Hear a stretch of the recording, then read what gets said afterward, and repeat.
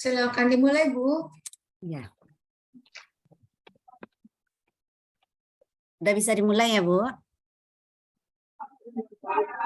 Ya, silakan. Iya. Yang terhormat Presiden OS Indonesia National Chapter, Ibu Sri Fatmawati, Sarjana Sains, Master Sains, PhD.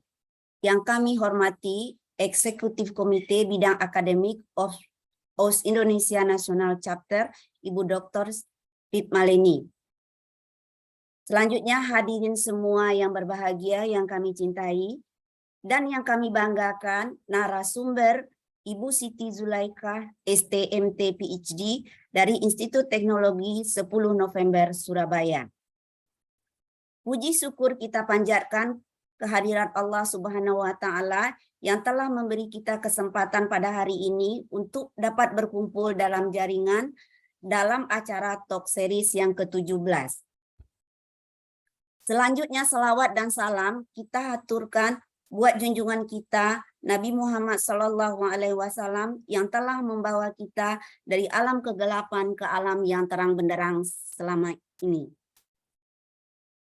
Marilah kita awali acara kita dengan membacakan basmalah. Bismillahirrahmanirrahim. Kita masuki acara berikutnya, yaitu menyanyikan lagu Indonesia Raya.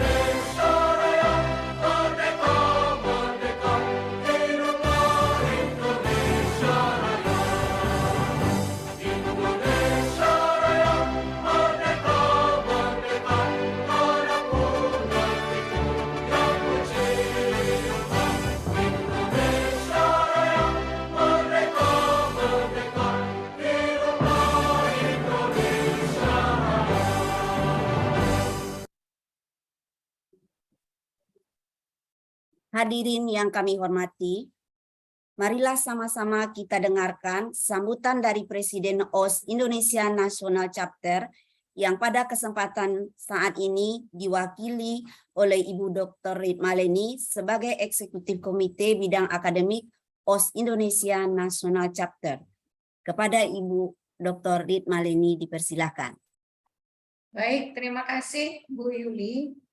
Selamat siang ibu-ibu dan adik-adik semua. Assalamualaikum warahmatullahi wabarakatuh. Waalaikumsalam.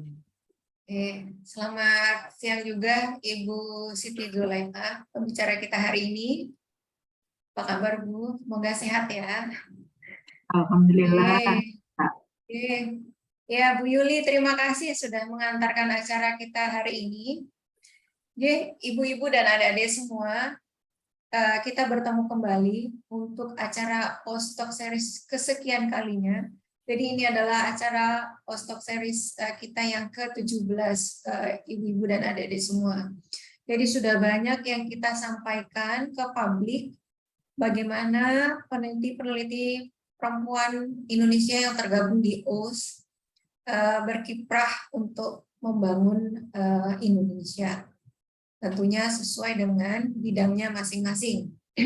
Ya, nah kali ini kita kehadiran Bu Siti Zulaikha yang nanti Bapak, Ibu-ibu dan adik semua bisa lihat bagaimana track record beliau yang sangat luar biasa memberikan sumbangan ilmu pengetahuan terhadap Indonesia. Untuk tidak berlama-lama kami mengucapkan terima kasih atas kehadiran ibu-ibu dan adik-adik semua pada acara kali ini. Semoga acara kali ini banyak manfaatnya bagi kita semua dan penuh berkah tentunya. Dan tetap semangat untuk mengikuti acara ini sampai selesai nantinya. Jika ada yang mungkin belum jelas, nanti bisa ditanyakan langsung ke Bu Siti Zulaikha.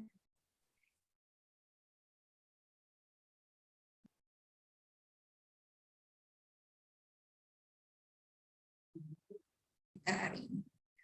Baik, terima kasih. Sekian. Assalamualaikum warahmatullahi wabarakatuh. Terima kasih Ibu Leni. Selanjutnya, marilah kita saksikan pemutaran profil OS Indonesia National Chapter.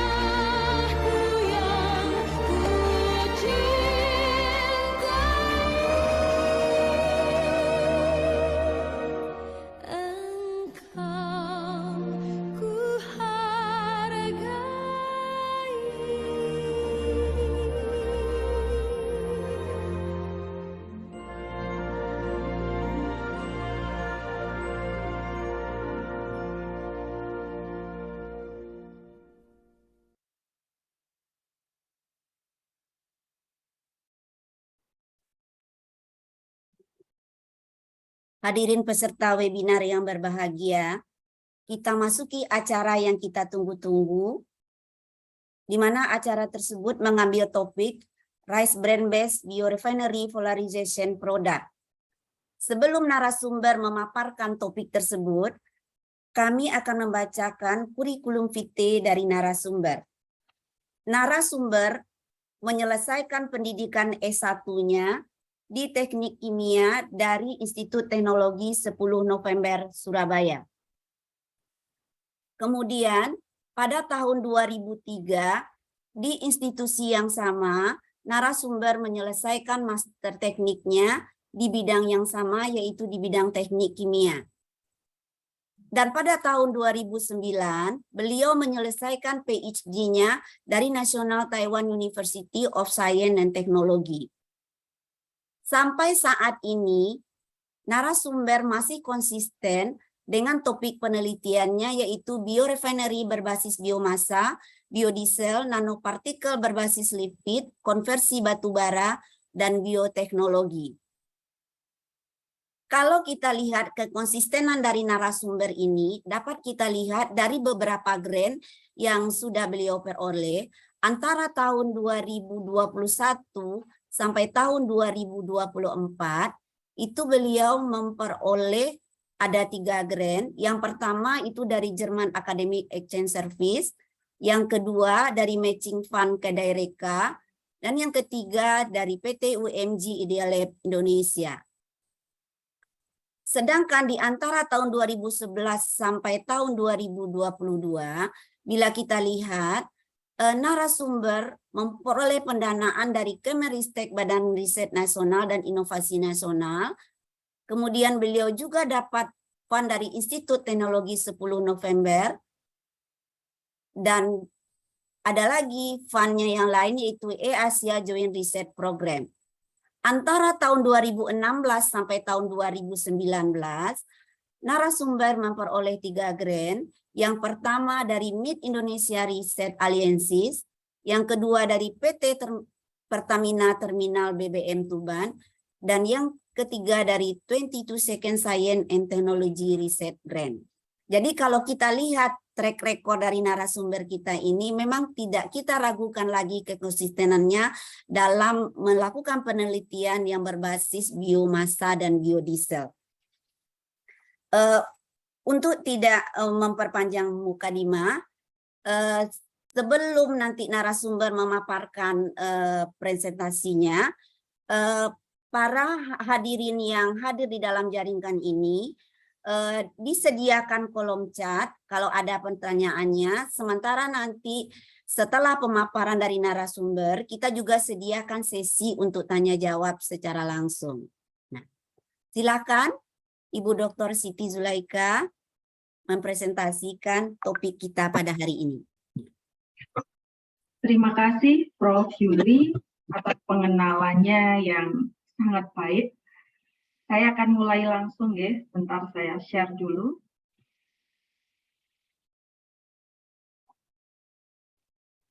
Bentar, masih oke. Saya akan slideshow.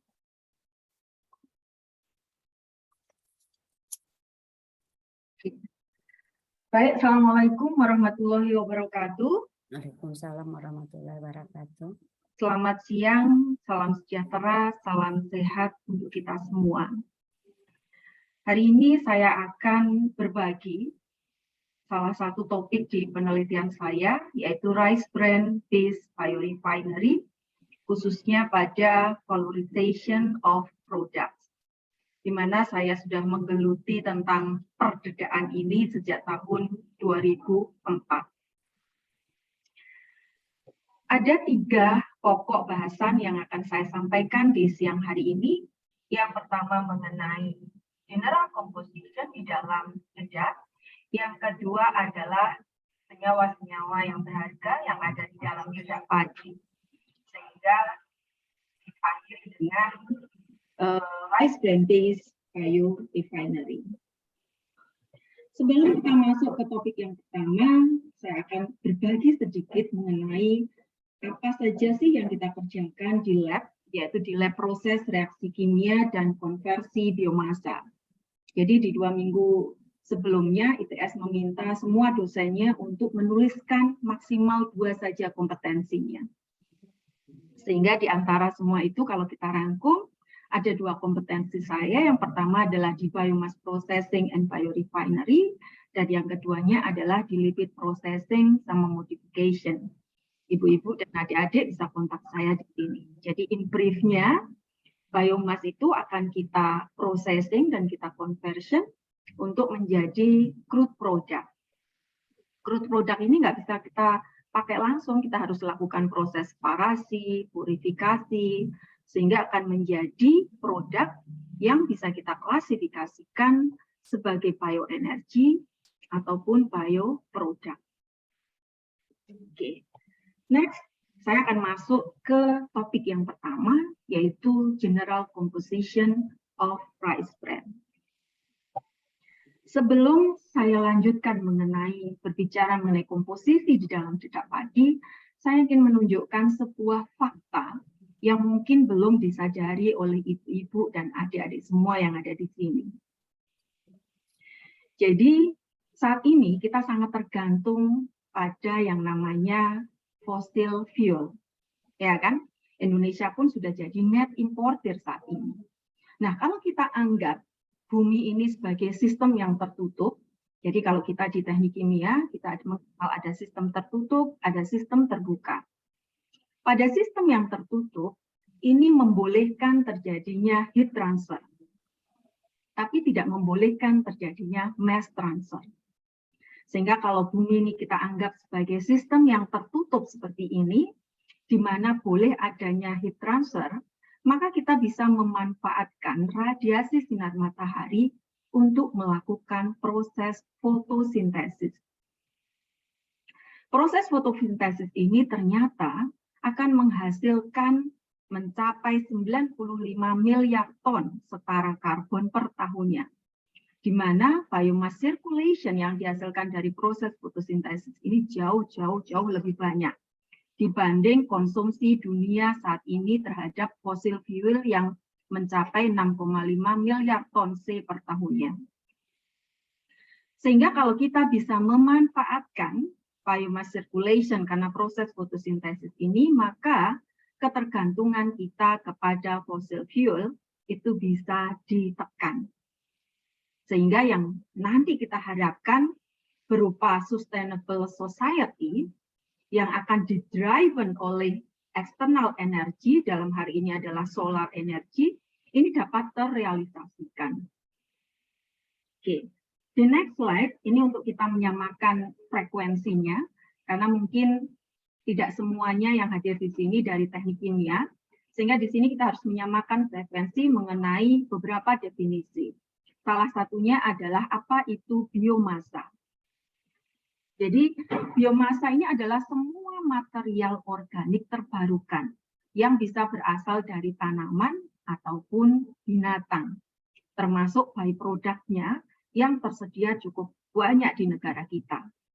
Atau kita bisa juga menyatakan adalah fraksi terdegradasi dari produk, ataupun bisa berasal dari limbah, residu yang berasal dari proses pertanian, proses kehutanan, atau industri yang terkait.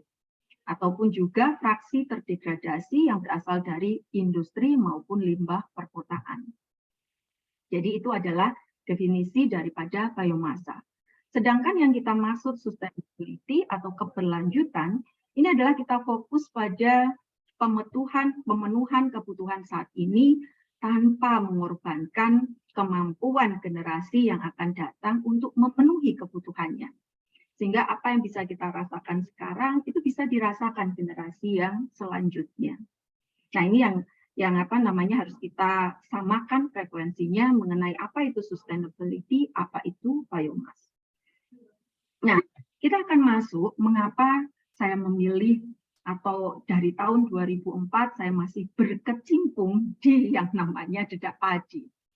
Nah, ini ibu-ibu, adik-adik semuanya bisa melihat di peta ketahanan pangan Indonesia. Ada berbagai macam bahan pangan di Indonesia. Tetapi kita harus sadar bahwa di antara semua bahan pangan ini yang mendominasi adalah padi. Ya. Dan kalau kita fokus pada distribusi padi saja, maka produsen terbanyak ada di Pulau Jawa, diikuti di bagian selatan Pulau Sulawesi, ada lumayan di Pulau Sumatera, sedikit di Pulau Kalimantan, dan sangat-sangat sedikit di Pulau Papua, seperti itu.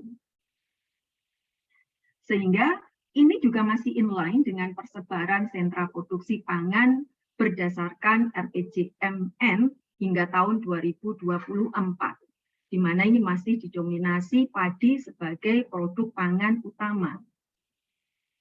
Nah, berapa sih yang dihasilkan padi per tahunnya di Indonesia? Jadi kalau ini adalah produksi padi kalau di klaster dari provinsi yang ada di Indonesia. 3 besar adalah dari Pulau Jawa. Kemudian next adalah di daerah Sulawesi, kemudian Sumatera. Kalau dilihat Papua ada tapi sangat-sangat sedikit. Seperti itu. Dan berapa sih totalnya? Jadi kalau kita lihat mengenai tren produksi padi di Indonesia didasarkan pada data BPS 2018, itu mencapai hampir 60 juta ton gabah kering per tahunnya yang dihasilkan.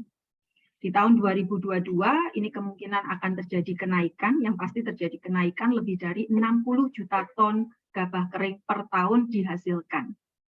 Hal ini karena Indonesia adalah penghasil padi terbesar nomor 3 di dunia setelah Cina dan India. Setelah Cina, India, nomor 3 adalah Indonesia. Namun, Indonesia juga pengimpor beras nomor 1 di dunia. Dan hal ini bisa kita wajari karena kita sehari makan nasi 3 kali, pagi, siang, malam, seperti itu. Oke, saya akan lanjutkan di next slide-nya. Sebentar, mengapa ini nge-freeze? Oke, nah sekarang kita masuk. Di mana sih posisi daripada dedak padi? Jadi ibu-ibu, adik-adik semuanya bisa melihat di bulir padi ini. Jadi kalau di bulir padi ini, beras itu ada bagian yang proporsi paling besar, yang kita sebut sebagai endosperm. Di mana nanti bagian luarnya, ini kita sebut sebagai scum, di mana silika sangat banyak terkonsentrasi di sana. Nah, pada proses milling, ini nanti setelah dipisahkan scumnya, maka ini harus dipoles. Nah, pada proses itulah kita akan menghasilkan byproduct yang kita sebut sebagai dedak. Nah, dedak ini kandungannya berapa sih? Kenapa kok masih fokus saja di sini? Nah, dedak itu sendiri adalah 8-10% dari bulir padi. Kalau kita hitung saja 8% dengan jumlah gabah kering tadi sekitar sekian mencapai hampir 60 juta ton, maka akan dihasilkan hampir 5 juta ton dedak padi. Nah, dedak padi ini mempunyai kelebihan di mana dia mengandung, jadi semua minyak itu akan terkonsentrasi hampir semuanya di dedak padi. Sehingga kandungan minyaknya itu bisa mencapai 20, bahkan di beberapa literatur itu ditulis sampai 25%. Karena kandungan minyak yang tinggi, ini sebenarnya cukup visible kalau kita komersialisasikan untuk dijadikan edible oil seperti soybean oil, palm oil, ya. Dan kita akan menghasilkan hampir 1 juta ton crude rice bran oil. Tetapi sayangnya lagi di Indonesia kita tidak akan jumpai produk minyak goreng ataupun salad oil yang dari rice bran oil, yang dari rice bran. Mengapa? Karena pada proses milling ini, maka kita akan membebaskan lipase.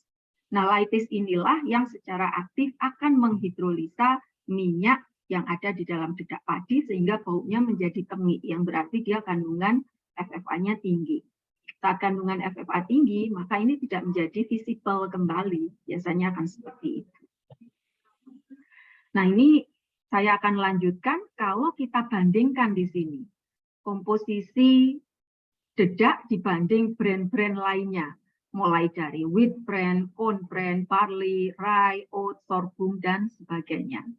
Nah, ini yang paling mencolok adalah kandungan minyaknya, yang di sini mencapai 20 dan tadi saya sampaikan bisa mencapai 25%.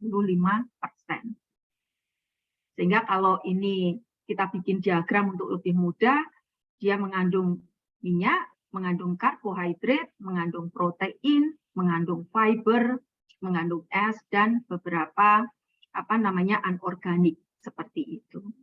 Nah, itulah yang menyebabkan jumlah yang cukup melimpah dari dedak dan komposisi setidaknya dari makro komponnya, ini yang membuat saya masih fokus di sini. Seperti itu. Oke, next-nya, ini yang lebih menarik. Mengenai apa saja sih senyawa-senyawa berharga yang ada di dalam dedak padi. Oke, saya lanjutkan. Tadi yang unik adalah kandungan minyaknya yang tinggi. Kalau di breakdown lagi, ada apa sih di dalam minyak dedak padi? Ternyata secara garis besar dia mengandung saponifiable lipid sama unsaponifiable lipids. Saponifiable lipid ini adalah lipida yang bisa tersaponifikasi. Sedangkan non-saponifiable lipid ini adalah lipida yang tidak bisa tersaponifikasi. Dan komposisi daripada saponifiable lipid ini mencapai hingga 96%. Dan saponifiable lipid ini biasanya kita bagi menjadi neutral lipid sama polar lipid. Neutral lipidnya lebih mendominasi dibanding dengan polar lipidnya. Nah, yang kita sebut sebagai edible oil itu biasanya hanya mengandung biji saja. Sedangkan unsaponifiable lipid ini yang menjadi unik di rice bran oil. Karena kebanyakan dari senyawa ini adalah mempunyai sifat antioksidan yang saya akan elaborasi next-nya di sini. Oke, nah kalau berbicara tadi masalah edible oil, ya kan, yang tersusun dari trigliserida. Trigliserida itu punya backbone adalah glycerol, di mana dia akan binding 3 macam fatty acid. Nah, komposisi minyak dedak padi ini mulai dari C14 sampai C24. Tetapi kalau kita bandingkan, ini dilihat dari publikasi saya tahun 2005, bahkan yang terbaru di tahun 2022, ini juga tidak akan jauh berbeda. Jadi yang pertama adalah C18.1 atau oleic, yang kedua adalah linoleic atau C18.2, dan palmitic C16. Oke. Nah, mengapa kok kita perlu ngecek sih mengenai komposisi? Jadi, minyak yang dikatakan sehat, ini adalah minyak yang memang mengandung double bond di dalamnya. Jadi, ini adalah posisi. Kalau oleic tadi ada 1 double bond, linoleic ada 2 double bond, linolenic ada 3 double bond. Kalau yang 0 ini berarti tidak ada double bond-nya. Nah, senyawa-senyawa yang mengandung double bond inilah yang menyebabkan minyak itu walaupun pada suhu yang rendah, dia masih bentuknya cair. Tetapi kalau tidak ada double bond-nya, maka pada suhu yang rendah, itu akan solidify. Oleh karena itu, biasanya minyak sehat itu dikarakterisasi atau biasanya akan mengandung double bond. Tetapi double bond yang sangat banyak, itu akan mudah teroksidasi. Dan ini kita bandingkan, palm oil ini represent minyak dengan saturate yang banyak, soybean ini minyak yang dengan unsaturated banyak, dan rice bran oil. Nah, di sini kita bisa lihat perbandingan antara saturated fatty acid dengan unsaturated. Nah, karena perbandingan inilah antara saturated dan unsaturated, ini kita sebut bahwa rice bran oil itu mempunyai komposisi asam lemak yang balance. Sehingga ini diklaim sebagai minyak yang sehat oleh negara Jepang, oleh negara Thailand, ataupun oleh India. Sayangnya tadi, crude rice bran oil ini sangat susah sekali untuk di-refine. Susahnya karena apa? Dia mengandung FFA yang tinggi, kandungan insoluble di dalam aseton yaitu wax dan gum yang tinggi juga, serta warnanya yang gelap. Oleh karena itu, crude rice bran oil ini biasanya kita klasifikasikan sebagai low quality oil karena ini tadi high FFA dan sebagainya. Nah, kita masuk ke valuable in rice bran selain balanced fatty acid adalah karena kandungan bioaktif compound-nya yang totalnya bisa mencapai 5%. Apa saja di dalamnya? Salah satunya adalah squalene. Squalene ini kelasnya triterpen yang mempunyai aktivitas biologi yang terkait dengan emollient, skin hydration, antioksidan, sehingga dia banyak dipakai di kosmetik. Seperti itu. Apalagi ada larangan untuk mengambil squalene dari shark seperti itu. Dulunya biasanya kita ambil dari sana. Nah, senyawa apalagi selanjutnya yang berharga di dalam minyak dedak padi adalah tokols, yaitu tokoferol dan tokotrenol, di mana kandungan tokotrenol di dalam minyak dedak padi ini cukup banyak, mencapai 70% atau 0,0% dari total minyaknya. Nah, kandungan tokotrenol di dalam minyak dedak padi ini bisa kita setarakan dengan yang ada di palm oil. Sehingga minyak dedak padi ini bisa kita katakan sumber yang baik juga untuk mengisolasi tokotrenol. Dan tokotrenol ini diketahui mempunyai sifat antioksidan yang sangat baik, bahkan lebih baik daripada alpha tocopherol. Dan dia mempunyai health benefit yang sangat banyak, salah satunya bisa untuk anti-cancer seperti itu. Nah, senyawa apa lagi yang valuable di dalam rice bran adalah phytosterol. Phytosterol yang ada di dalam minyak dedak padi itu adalah campuran dari beta-sitosterol, campesterol, sama stigmasterol. Di mana phytosterol ini diklaim dapat menurunkan kandungan kolesterol 10-15% seperti itu. Dan phytosterol sendiri di dalam minyak dedak padi bisa mencapai sampai 3%. Nah, satu lagi ini adalah senyawa yang unik sebenarnya yang ada di dalam minyak dedak padi dan jarang ditemui di minyak-minyak yang lainnya, yang kita sebut sebagai gamma oryzanol atau mudahnya kita sebut saja sebagai oryzanol. Jadi gamma oryzanol ini adalah campuran senyawa sebenarnya. Setidaknya ada 4 senyawa di sana, tetapi bisa sampai 10 dan lebih. Nah, biasanya oryzanol ini adalah ester antara ferulic acid ya dengan triterpenoid atau ferulic acid dengan phytosterol. Biasanya akan seperti ini. Dan ini kandungannya bisa sampai 3% di dalam minyak dedak padi, antara 1 sampai 3%. Nah, di Jepang sendiri oryzanol ini sudah dijadikan semacam tablet untuk obat penurun kolesterol seperti itu. Oke. Senyawa-senyawa yang berharga yang ada di dalam dedak padi dan jumlah dedak padi yang cukup melimpah di Indonesia, ini akan sayang kalau hingga saat ini hanya dimanfaatkan untuk pakan ternak.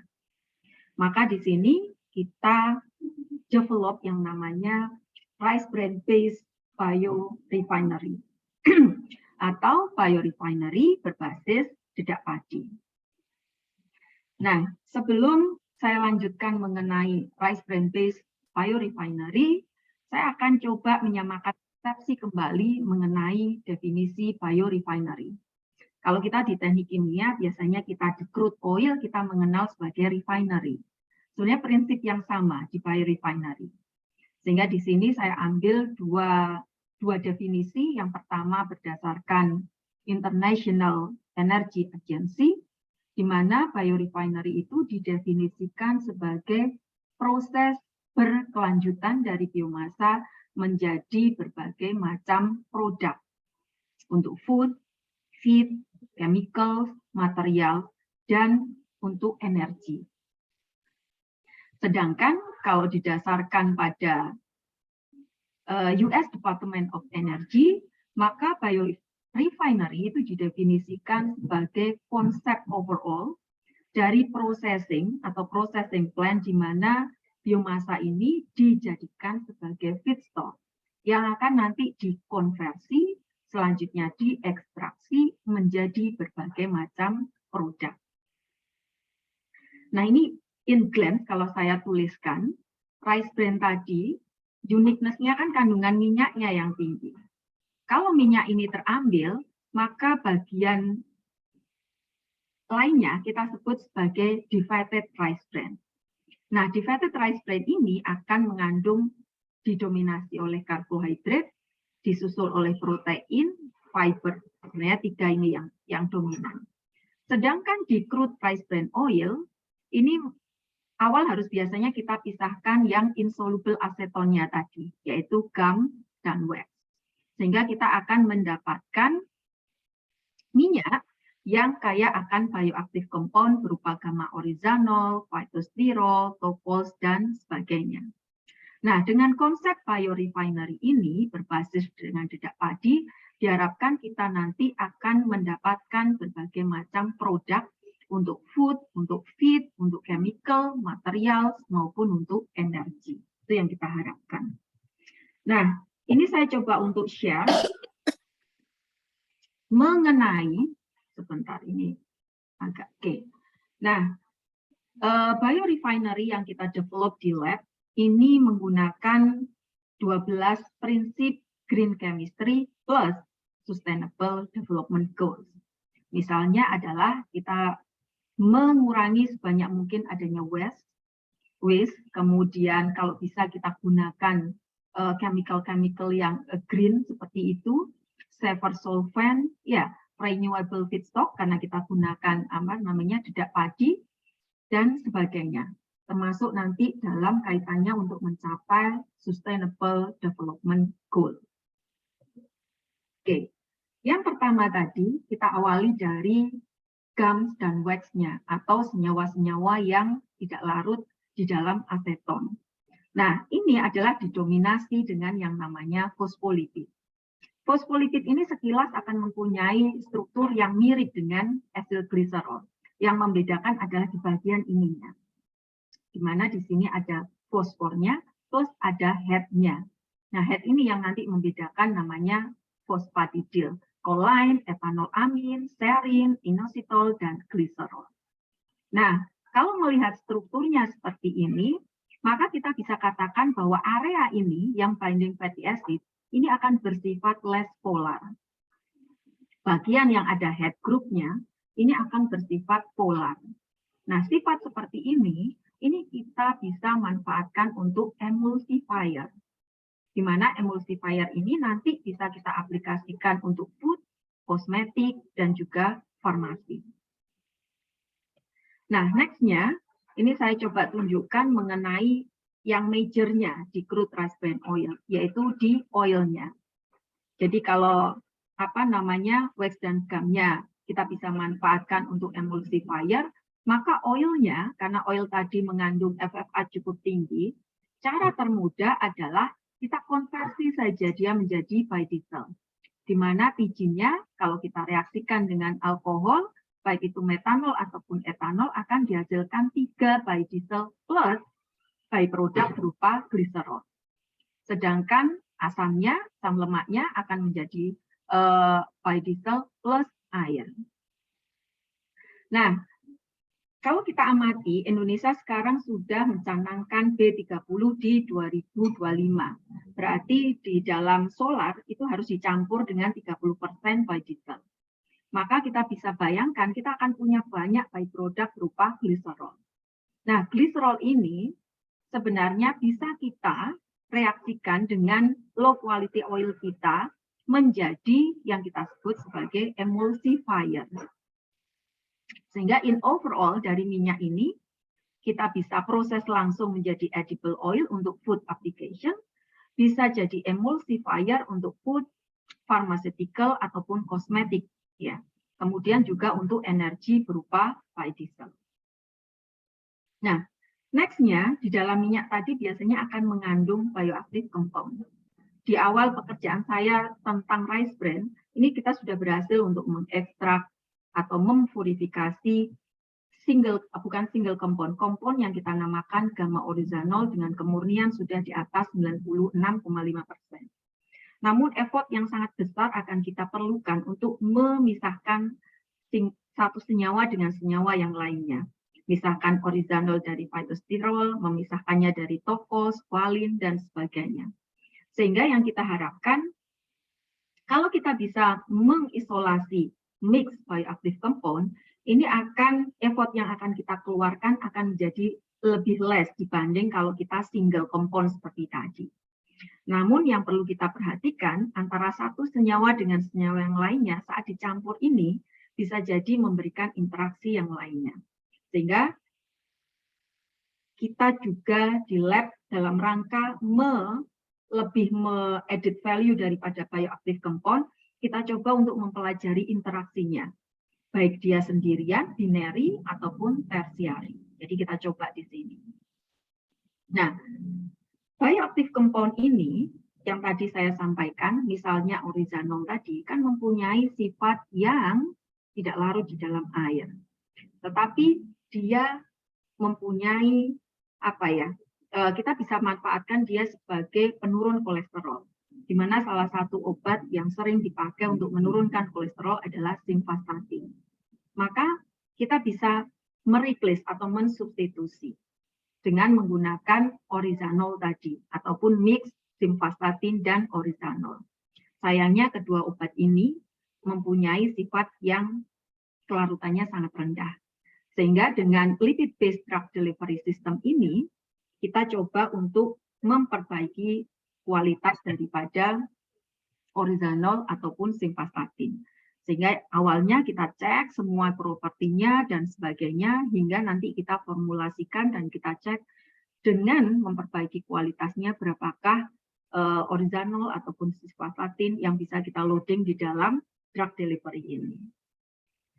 Nah, sebelum saya masuk ke bagian divided rice bran tadi, saya sudah sedikit menyinggung bahwa bioactive compound ini karena dia mempunyai sifat sebagai antioksidan, maka dia sangat sensitif terhadap lingkungan. Makanya dengan konsep biorefinery ini harapannya fosfolipid yang bisa dipakai sebagai emulsifier, termasuk nanti next slide-nya di sini adalah protein yang juga bisa kita manfaatkan sebagai pengemulsi, maka harapannya kita bisa memanfaatkan semua dedak padi menjadi produk-produk yang bernilai tinggi. Nah, saya akan kembali lagi mengenai main komponen yang ada di the potato maupun di dalam rice bran yang kita sebut sebagai karbohidrat.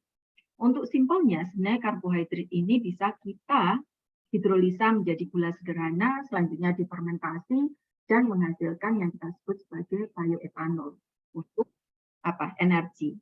Atau lainnya, kita bisa gula-gula sederhana yang dihasilkan kita bisa dehidrasi sehingga nanti kita akan hasilkan chemical product ataupun chemical feedstock berupa hidroksimetylfurfural ataupun levulinic acid. Oke, itulah rice bran based biorefinery. Nah, di akhir ini tadi sudah saya sampaikan mengenai protein yang bersifat hipoalergenik dan kita bisa manfaatkan untuk pengemulsi. Kita masuk ke kesimpulan. Jadi dengan ketersediaan yang melimpah rice bran di Indonesia dan pemanfaatannya hanya untuk pakan ternak, padahal di dalamnya banyak senyawa-senyawa berharga, maka ini akan menjadi sangat disayangkan.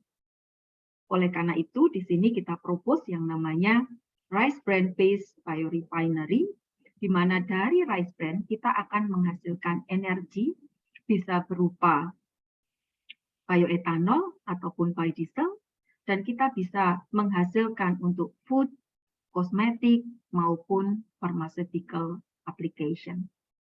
Baik, demikian yang bisa saya sampaikan. Terima kasih. Assalamualaikum warahmatullahi wabarakatuh.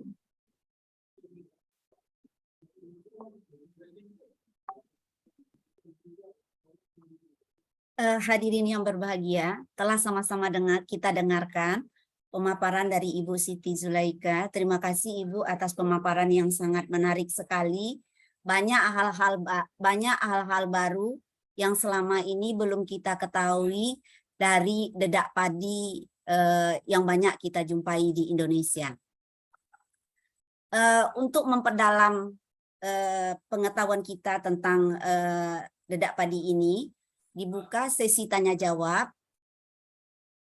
Dipersilahkan kepada para hadirin yang ingin bertanya bisa melalui kolom chat yang sudah disediakan atau boleh juga bertanya secara langsung.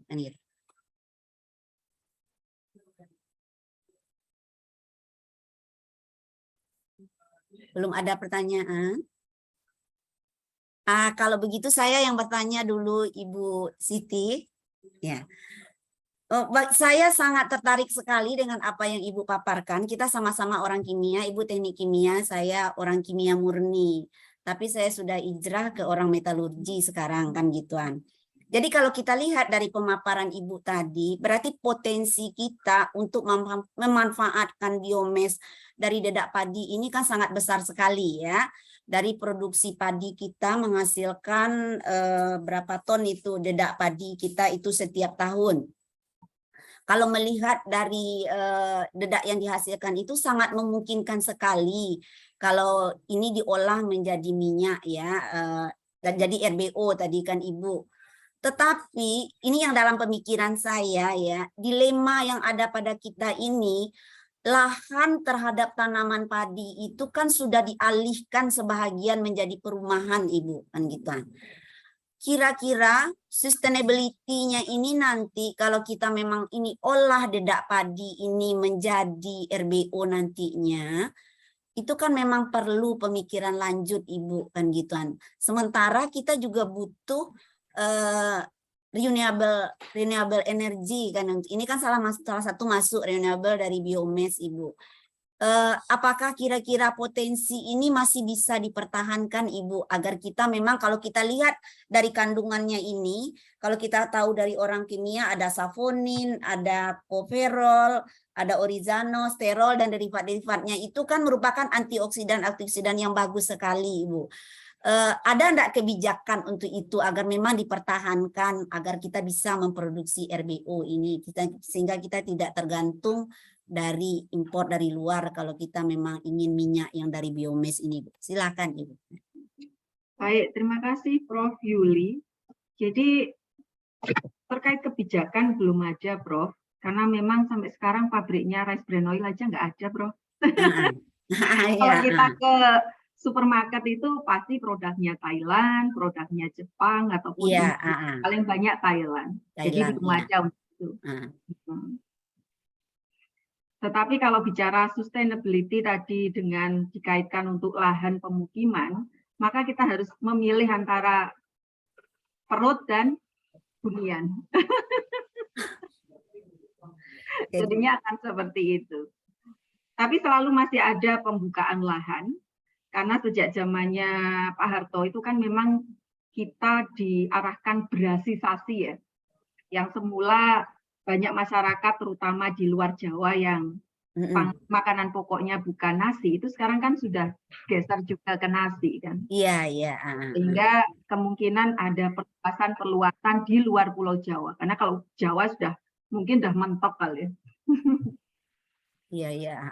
Karena kalau data dari BPS itu masih meningkat sih, masih di atas 60 juta ton per tahunnya.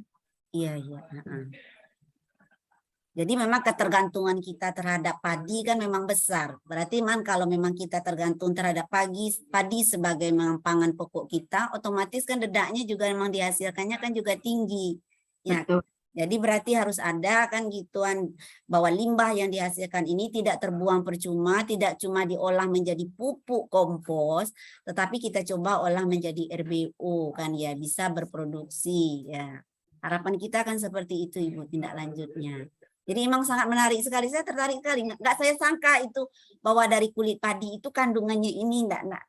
Kita kadang-kadang mendeteksi komposisi itu kan enggak sampai mendetil seperti itu aja. Yang diambil itu sering kan silikanya yang sering kita ambil.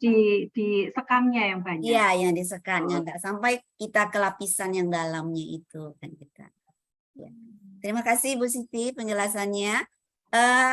Hadirin yang berbahagia, silakan. Ini memang topiknya sangat menarik sekali. Pemanfaatan limbah menjadi bahan yang berdaya guna. Silakan. Ini saya lihat.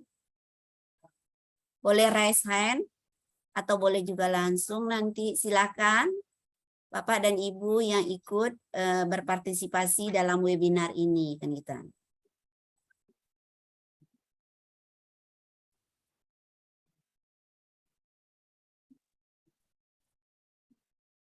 Nggak ada ya? Saya aja lanjutkan, Ibu. Baik, Prof, kita diskusi nih. Iya. Saya aja Tadi, nanya, Bu Yuli. ya silakan Ibu Leni, silakan Ibu. Bu Zule nanti ke depannya gimana Bu Zule? Penelitiannya Bu Zule ini mau bikin pabrik rice bran oil atau bagaimana Bu? Baik, sebenarnya kapan hari itu sudah ada investor dari Jepang yang menanyakan kemungkinan untuk mengolah dedak yang ada setidaknya di Jawa ini menjadi rice bran oil. Tapi problemnya adalah karena lipase tadi. Jadi lipase itu harus segera diaktifkan, dinonaktifkan, supaya dia tidak menghidrolisa TG menjadi asam lemak bebas tadi, yang bikin dia menjadi tengik dan tidak visible nantinya. Nah, ini pasti akan ada biaya lagi. Ujungnya pasti nanti uang sih. Kalau itu nanti dengan adanya pretreatment masih bisa layak, maka bisa jadi itu akan dilanjutkan. Jadi seperti itu. Bahkan kalau apa ya, selain itu juga kapan hari itu juga ada yang dari apa namanya, mungkin enggak kita untuk memproduksi orizanol. Nah, ternyata kalau ditelisir lebih lanjut, kandungan orizanol itu juga akan menurun saat kandungan FFA meningkat. Nah, sehingga interaksi di dalamnya ini yang menarik untuk terus dikulik terus. Tetapi sudah ada penjajakan itu dari investor Jepang sudah ada. Oh ya, di UGM juga ada itu teknik kimia UGM. Jadi teman saya juga udah melakukan penelitian di rice bran oil juga gitu, juga sudah lama gitu ya. Jadi teknik-teknik kimia itu kayaknya banyak gitu yang bekerja di sana. Mungkin suatu saat bisa berkumpul begitu ya, bikin society rice bran oil, bikin kebijakan dan lain-lain. Barangkali. Barangkali. Terima kasih Bu Yuli. Iya, terima kasih Bu Leni. Kita buka sesi tanya jawab selanjutnya. Silakan Bapak dan Ibu yang berpartisipasi dalam webinar ini mengajukan pertanyaan.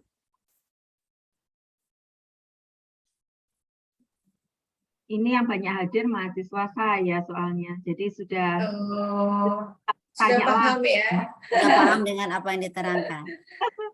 Kalau di lab itu memang kita nggak langsung ya, kita scattering, kesannya scattering. Ada yang mengerjakan khusus di orizanol, ada yang mengerjakan khusus di apa namanya degradasinya, ada yang mengerjakan di sini. Harapannya ini nanti bisa kita petani mana skin yang paling apa ya, paling menguntungkan lah, mungkin seperti itu. Itu big picture-nya akan seperti itu.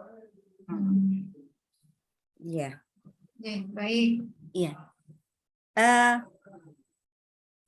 Ada yang mau bertanya? Hadirin yang berbahagia. Jika tidak ada, nggak apa-apa Bu Yuli, ditutup nggak apa-apa. Ya, boleh ya Bu Leni, saya. Boleh tutup. Nah ya, Ibu Siti kan kita. Ibu kan tadi berhubungan ini dengan pertanyaan Ibu Leni kan gituan, karena memang programnya pemerintah di matching fund itu kan memang ada tindak lanjutnya sampai menghasilkan produk. Ibu kan dapat MF kan Ibu di Kedireka-nya. Itu nanti produknya apa Ibu? Industri apa nanti yang akan menghandle-nya kan itu? Yang di saat ini untuk cuci darah Bu beda. Oh, cuci darah. Iya. Oh, bukan untuk rice bran ini ya Ibu? Bukan beda. Untuk cuci darah Bu. Yang dengan ada lagi sih yang dengan lainnya itu untuk apa namanya dari skamnya kita jadikan silikasium. Itu yang sudah dengan industri. Oh, itu sudah ada. Iya, itu makanya saya tadi kan Bu Leni nanya kan gituan. Tapi Ibu dapat MF. Nih, MF ini industri Ya, apa nanti yang menghandlenya? Karena kan syaratnya kan gitu, ada betul. industri. MF-nya Ya. untuk cuci darah, Bu, beda. Oh. Berarti ada 2 topik penelitian Ibu ya. Yang ini yang sudah cuci darahnya udah hampir jadi ini produknya kan gitu. Iya, cuci darah ini gabungan banyak, Bu. Ada yang develop di mesinnya, ada develop membrannya. Saya sendiri kebagian yang di cairan dialisatnya. Jadi tim besar ini. Oh ya, ya. Besar. Satu lagi Ibu. Kan tadi Monggo. kata Ibu kita menarik orizanol ya. Ya, karena kan yang ada di semua di kandungan dedak padi ini kan senyawa organik ya Ibu, kan gituan. Mulai dari C berapa tadi C14 sampai C24 ya. Jadi rantainya ada yang rantai lurus, kita lihat tadi kan. Pada saat Ibu kan sudah sukses ini menarik orizanol ya dari senyawanya kan gituan. Dan di Jepang sudah ada kapsul udah ada bentuk tablet yang orizanol. Saya ini masih ragu, Ibu. Dalam proses teknik kimia, kalau kita menarik satu senyawa organik ini, itu apakah tidak terganggu senyawa lainnya, Ibu, rantainya sehingga dia berubah bentuk kan gitu? Baik, jadi kalau misalnya yang kemarin kita isolasi untuk orizanol, itu kita bisa dapat kemurnian di atas 96,5%. Oh, Sehingga hampir 5%. semuanya orizanol. Memang ada beberapa impurities, tapi impuritiesnya masih bisa kita toleransi karena dia phytosterol. Karena orizanol sendiri kan ester antara phytosterol dengan ferulic acid juga. Jadi tidak salah. Oh, jadi memang sedikit ya, Bu, memang sedikit ya. Tergantung kita milihnya sih, Prof. Jadi kalau teknik kimia itu menanyakan di proses, ya kan? Biasanya mesti kita awali dari senyawanya seperti apa, strukturnya kita lihat semuanya, dia akan sensitif pada apa saja, sehingga kita develop proses supaya bisa mencegah itu tadi semuanya. Iya, benar. Betul. Salah satunya misalnya khusus untuk orizanol ini di salah satu paper dari lab yang publish, itu kita kondisikan under nitrogen. Oh iya. Supaya nanti dia nggak gampang teroksidasi. Dan itu berhasil cukup baik. Jadi iya. Berarti memang perlu prepare awal ya agar memang tidak menimbulkan gangguan untuk senyawa yang lain yang memang kita sudah yakin bahwa itu ada. Tetapi setelah kita proses dia akan berkemungkinan hilang karena memang terganggu oleh itu ya. Berarti memang Ibu Siti sudah mengkondisikan hal-hal yang memang akan terjadi sehingga yang lain itu memang tidak terganggu kan gitu. Saya memang sangat tertarik ini karena memang topik penelitian kita mungkin hampir sama Ibu dengan rice bran, saya juga biomasnya tapi kulit buah kakao kan gitu. Ada banyak Prof di tempat kami itu mulai TKKS bahkan hingga ke plant seperti kelor dan sebagainya. Iya. Biasanya kalau teknik kimia itu hanya develop ke prosesnya, bukan ke menemukan senyawa dan sebagainya, bukan. Jadi proses. Misal kita gunakan kalau senyawa-senyawa tadi kita bisa gunakan supercritical CO2. Sehingga nanti separasi dan apanya jauh lebih mudah. Jadi seperti itu. Ya, menarik sekali. Jadi memang apa yang Ibu lakukan itu memang kan kita menunjang program pemerintah dan dunia untuk mengapakan SDGs ini kan gituan ya. Salah satunya itu adalah biomass. Ya.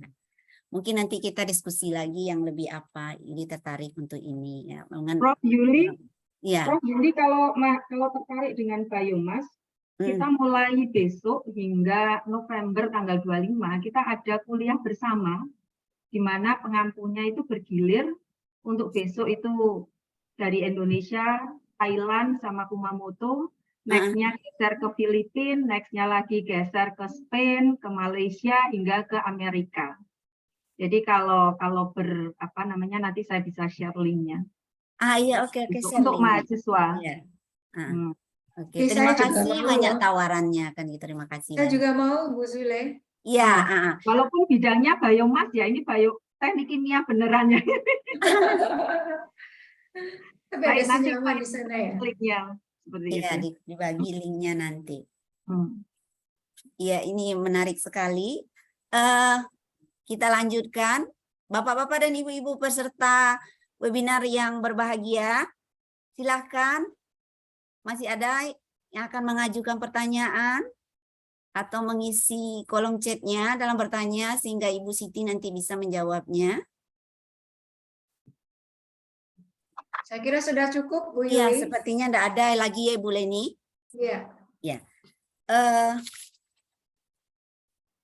Bapak dan Ibu hadirin yang berbahagia, dengan selesainya sesi tanya jawab ini, kita lanjutkan acara berikutnya yaitu ringkasan dan penutup. Sebelum nanti penyerahan token untuk pemateri oleh Eksekutif Komite Bidang Akademik Ibu Dr. Retma ini, saya akan bacakan sedikit ringkasan dari pemaparan yang sudah disampaikan oleh Ibu Siti Zulaika PhD tadi. Jadi riset beliau memang tentang biomes yang memfokuskan yaitu pada sekam padi. Jadi kalau kita lihat memang Indonesia itu negara penghasil padi nomor 3 di dunia di samping negara Cina dan lainnya. Dari sekian produk padi Indonesia, setiap tahunnya itu bisa menghasilkan 5 juta ton per tahun dedak padinya. Alangkah sayangnya kalau limbah yang 5 juta ton ini tidak kita manfaatkan menjadi bahan yang berdaya guna.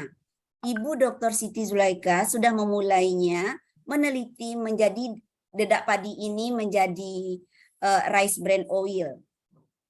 Bila kita tinjau kandungan dari dedak padi yang akan dijadikan rice bran oil ini, di situ ada senyawa-senyawa antioksidan yang sangat bagus sekali untuk kesehatan, antara lain saponilipid, ansaponilipid, koferol, dan derivatnya orizanol, dan beberapa senyawa organik lainnya dalam jumlah kecil. Di mana bila kita lihat rantai atom C yang menyusun senyawa organik itu berkisar khususnya lemak yang akan dijadikan minyak itu berkisar antara C14 sampai C24. Kekonsistenan daripada narasumber dalam meneliti biomes ini sangat menunjang sekali untuk program pemerintah dan dunia dalam mensukseskan SDGs. Jadi salah satunya biomes ini merupakan limbah pertanian yang jumlahnya memang melimpah di Indonesia dan sebagian besar belum dimanfaatkan menjadi barang jadi. Jadi sebagian besar kita memanfaatkan limbah pertanian itu menjadi pupuk kompos atau campuran makanan ternak kan gituan. Jadi kita berharap sekali Indonesia akan juga punya produk dari dedak padi ini seperti yang sudah dikeluarkan oleh Thailand dan sebagainya ya. Jadi memang tadi Ibu narasumber sudah membilang sampai saat ini Indonesia belum punya pabrik untuk itu.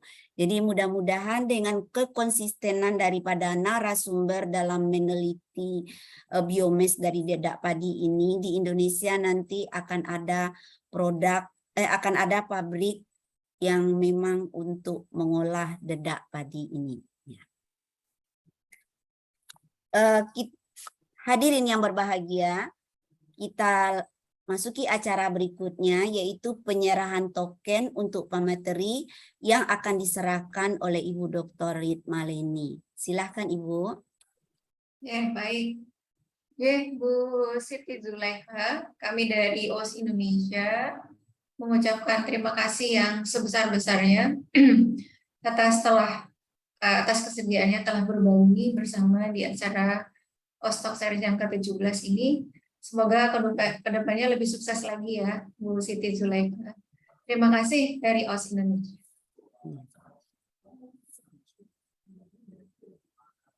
Oke, Selanjutnya adalah pengumuman OSTOK Series ke-18 yang rencananya akan dilaksanakan pada bulan Oktober. Oke, sebelumnya kita ada sertifikat juga untuk moderator kita, Bu Yuli, yang luar biasa sudah memandu acara kita hari ini. tadi apa namanya, ringkasannya luar biasa, Bu Yuli.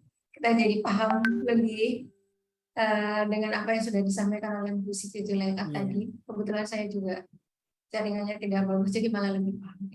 Ya, terima kasih Bu Yuli. Mudah-mudahan besok masih berkenan untuk jadi moderator. Iya. Terima kasih dari OS Indonesia, Bu Yuli. Iya. Terima kasih Ibu Leni yang sudah menyerahkan token untuk pemateri dan moderator. Kita masuki acara selanjutnya yaitu pengumuman OSTOK seri yang ke-18 yang rencananya akan dilaksanakan bulan Oktober, di mana tanggalnya nanti menyusul. Adapun yang akan jadi pemateri pada bulan Oktober tahun 2022 tersebut adalah pertama, Dr. Retnat Witri Wahyu Lestari dari Universitas 11 Maret. Yang kedua, Mudiawati Kamarudin MKes PhD dari Universitas Muhammadiyah Semarang.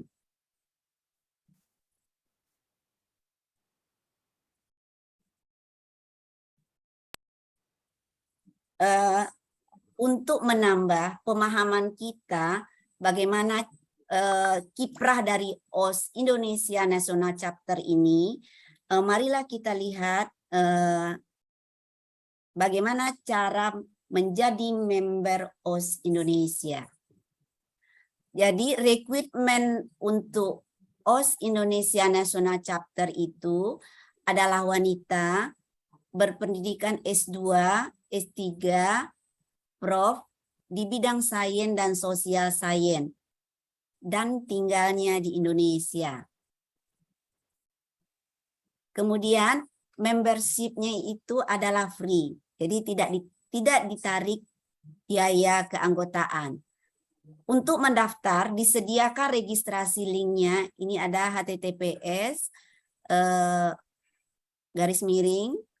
os.net/user/register.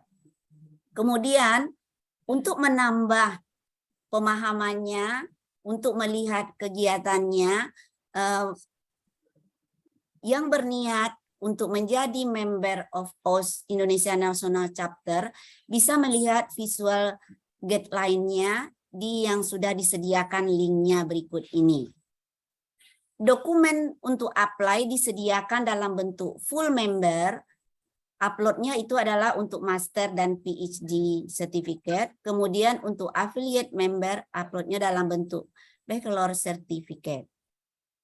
Catatannya, you can be OS friend, man or woman, minimal S1. Jadi jangan juga berkecil hati nanti ada juga kami belum S2 tidak bisa. Bisa Bapak, kan ini link ini untuk webinar ini disediakan, kita bagikan semua link ini ke selain dari anggota. Ke anggota kita suruh bagi, di-share ke mahasiswa atau ke karyawan-karyawan yang ada di universitas kita. Dengan selesainya pembacaan bagaimana menjadi anggota OS Indonesia National Chapter, maka kita masuki acara terakhir yaitu foto bersama.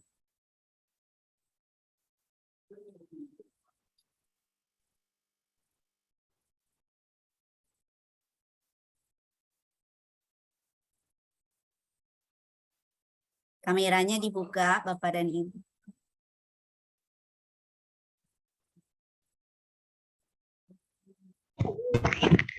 Mohon izin Bu Yuli untuk saya pimpin untuk foto bersamanya, nggih, Bu. Ya. Baik. Mungkin bisa dibuka semua kameranya.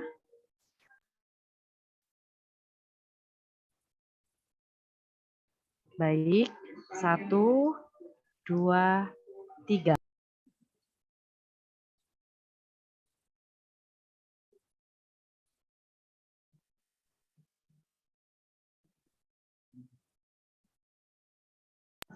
Oke, sekali lagi. 1, 2, 3. Baik, sampun Ibu.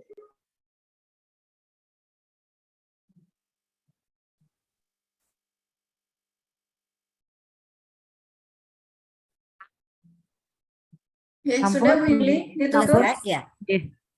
Selesai fotonya ya Ibu? Sudah. Sudah. Bapak dan Ibu beserta webinar yang berbahagia, dengan selesainya sesi foto bersama ini, maka selesai pula lah acara Talk Series yang ke-17 pada hari ini. Terima kasih kami ucapkan kepada narasumber Ibu Siti Zulaika, PhD, yang memaparkannya dengan sangat bagus sekali. Terima kasih kepada Ibu Dr. Ritma Leni, terima kasih kepada anggota OS Indonesia Nasional Chapter yang sudah membantu terselenggaranya acara ini. Mohon maaf atas segala kekilafannya. Kita akhiri acara ini dengan membacakan Alhamdulillahirabbil alamin. Wassalamualaikum warahmatullahi wabarakatuh. Waalaikumsalam warahmatullahi wabarakatuh.